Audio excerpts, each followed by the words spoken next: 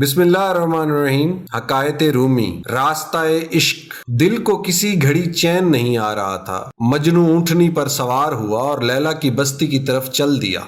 लैला के ख्याल में मुस्तगरक हो गया और हाथ से ऊँटनी की मुहार की गिरफ्त ढीली हो गई। ऊँटनी ने लैला की बस्ती की तरफ चलने की बजाय फौरन अपना रुख मजनू के घर की तरफ कर लिया, क्योंकि घर में उस ऊँटनी का बच्चा था जिसकी मोहब्बत उसको बेचैन किए हुए थी। जब मजनू को आलम बेखुदी से अफाका हुआ तो ये मंजर देखकर हैरान रह गया कि जहां से चला था फिर वहां ही आ पहुंचा। फिर दोबारा ऊँटनी को लैला की घर की तरफ चलने पर मजबूर किया। आधा रास्ता तय हो गया, मजनू पर फिर लैला का ख्याल गालिब आया और बेखुदी तारी हो गई। मुहार की गिरफ्त जब ढीली हुई तो ऊँटनी फिर पीछे भाग आई। मुतअद्दिद बार रास्ते में इसी तरह ही होता रहा। मजनू जब होश में आता तो खुद को वहीं पाता जहां से चला था। लैला की याद में जब ज्यादा बेचैन हो गया तो ऊँटनी को फिर लैला की नगरी की तरफ चलने पर मजबूर किया। थोड़ी देर बाद लैला की याद में फिर बेखुदी का आलम तारी हो गया। ऊँटनी फिर पीछे भाग आई। घर के करीब मजनू को होश आया तो ये मंजर देख कर उसे गुस्सा आ गया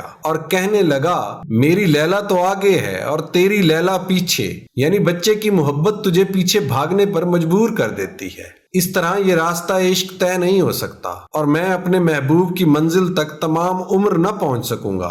मजनू ने ऊपर से ही छलांग लगा दी, नीचे गिरते ही जख्मी हो गया। मौलाना रूम साहब फरमाते हैं, इंसानी जान साहिबे अर्श व फर्श महबूब हकीकी की जुदाई में फाका ज़दा है। वो उसे मिलने की ख्वाहिश रखती है, जबकि ये खाकी बदन ऐश व इशरत की जुस्तजू में मिसल ऊँटनी के सिमत मुखालिफ को जाता है।